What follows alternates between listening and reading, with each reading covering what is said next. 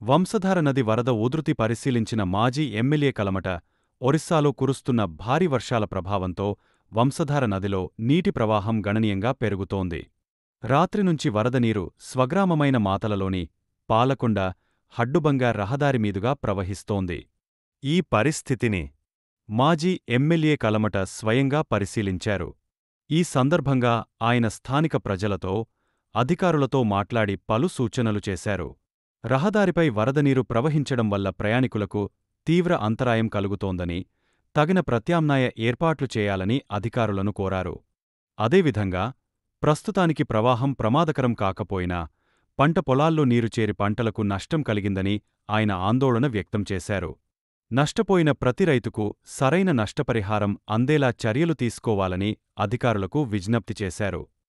BBP news, Srikakulam.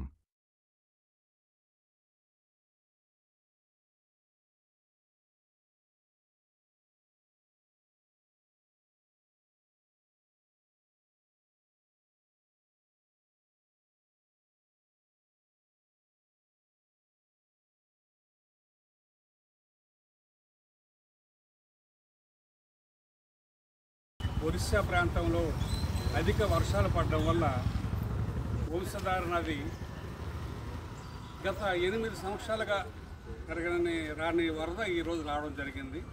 అది సుమారు 80 నుంచి 90 వేల క్యూసెక్కుల వాటర్ రావడం జరిగింది.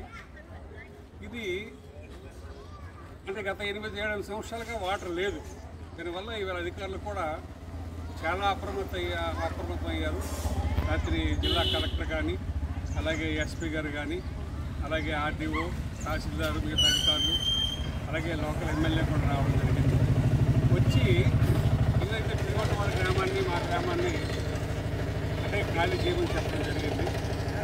అయితే ఇక్కడ స్థానికంగా ఉన్న మీకు మాకు ఒక అవగాహన ఉంది, మాకు కానీ మా ప్రజలకు కానీ.